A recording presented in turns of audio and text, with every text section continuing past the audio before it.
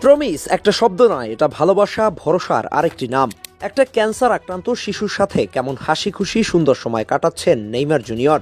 আসলে নেইমার খেলোয়াড় হিসেবে যেমন সেরা, তেমনি মানুষ হিসেবেও তিনি কিন্তু সেরাদের সেরা। কথা দিয়ে কথা রাখেন তিনি। একটা ছোট্ট শিশু ক্যান্সারের মতো কঠিন এক লড়াইয়ের মধ্যে দিয়ে যাচ্ছিল।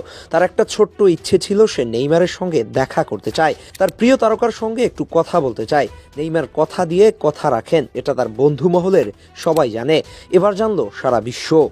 কপাল, সেই শিশুটির স্বপ্ন সত্যি হলো। ছেলেটি নেইমারের সামনে দাঁড়িয়ে কাঁপতে কাঁপতে বলল, তোমাকে একটা নাচ শেখাবো, তুমি যদি গোল করো তাহলে এটা করবে। নেইমার মৃদু হেসে বললেন, অবশ্যই, এটা আমার তোমার জন্য প্রমিস। অর্থাৎ তাকে নেইমার কথা দিলেন, তুমি আমাকে যেই নাচ শেখাবে, আমি গোল করে সেই নাচ সবাইকে দেখাবো। আমি তোমাকে কথা দিলাম। আর আগেই তো বলছি, নেইমার কথা দিলে কথা রাখেন। কথা না রাখার মতো মানুষ না সে মোটেও। তারপর সময় এলো, মাঠে নামলেন নেইমার। খেলা চলছিল, উত্তেজনা চরমে। গোল! পুরো স্টেডিয়াম উল্লাসে ফেটে পড়লো। কিন্তু তখনই হলো সেই বিশেষ মুহূর্ত। নেইমার তার কথা রাখলেন, ঠিক যেমন প্রতিশ্রুতি দিয়েছিলেন। তিনি সেই শিশুটির শেখানো নাচ করছিলেন, রক্ষা করছিলেন তার দেয়া কথা। আর ওদিকে হাসপাতালের বিছানায় ছোট্ট ছেলেটি টিভির সামনে বসেছিল। নেইমার যখন তার শেখানো নাচটি করলো, ছেলেটির চোখে জল চলে এলো।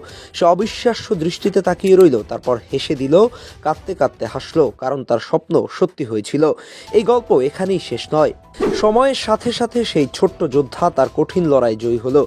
সে ক্যান্সারকে হারিয়ে দিল। নেইমারের প্রতিশ্রুতি, সেই ভালোবাসার ছোট্ট মুহূর্ত তাকে শক্তি দিয়েছিল, তাকে জীবনের জন্য নতুন আশার আলো দেখিয়েছিল। ফুটবল সুন্দর, আসলেই সুন্দর। প্রতিশ্রুতি শুধু মুখের কথা নয়, এটা ভালোবাসার বন্ধন, বিশ্বাসের গল্প, আর এক অসম্ভবকে সম্ভব করার শক্তি। আসলে নেইমারের কথা আর কি বলবো, মেসি রোনালদোর সমান যোগ্যতা তার। কোনো কোনো ক্ষেত্রে তিনি ছাড়িয়ে গেছেন মেসি রোনালদোকে, কিন্তু মেসি রোনালদো কারো মতো এতটা স্বীকৃতি তার নেই। জিতেননি ভ্যালেন্ডিওর বিশ্বকাপ, কিছুই, তবুও মানুষ তাকে মেসি রোনালদোর মতোই ভালোবাসে। অনেকাংশে মেসি রোনালদোর চেয়েও বেশি ভালোবাসে তাকে। কোনো ব্যক্তিগত অর্জনের বিশাল পুরস্কার না থাকলেও মানুষ যে কাউকে এত ভালোবাসতে পারে, তা নেইমার আর তার ভক্তদের দেখলেই বোঝা যায়। নেইমার যেন তার কাছের একজন প্রিন্স, একজন দুঃখী রাজপুত্র। যে রাজপুত্রের কাছে সব যোগ্যতা থাকা সত্ত্বেও কখনো তার সিংহাসনের চূড়ায় বসা হয়নি, অথচ কোনো দিক দিয়ে তিনি রাজার অন্য পুত্রদের চেয়ে অযোগ্য ছিলেন না। তার সফলতার পথে সবচেয়ে বড় বাধা ছিল তার ইনজুরি। লিকলিকে শরীরে নেইমারের কাছে একটা বিশাল অপবাদ আছে, আর তা হলো তিনি নাকি বাতাসের ধাক্কাতেও পড়ে যান। কিন্তু তার নিন্দুকেরা যখন তাকে এই কথা বলে, তখন তারা এটা দেখেন না যে এই লোকটা যখন লা লিগায় খেলতেন তখন সবচেয়ে বেশি ফাউলের শিকার হতেন। এই লোকটা যখন ফ্রেঞ্চ লিগে গেলেন, সেখানেও তাকেই ফাউল করা হলো সবচেয়ে বেশি। এমনকি ব্রাজিলের হয়ে যখন তিনি বিশ্বকাপ খেলতে নামলেন, তখন সেখানেও তাকে আঘাত করা হলো। কলম্বিয়ার সাথে খেলার সময় সেই যে তাকে আঘাত করা হলো, সেটা আরেকটু নিচে পড়লে তার কেরিয়ার সেখানেই শেষ হয়ে যেত। সেই আঘাতের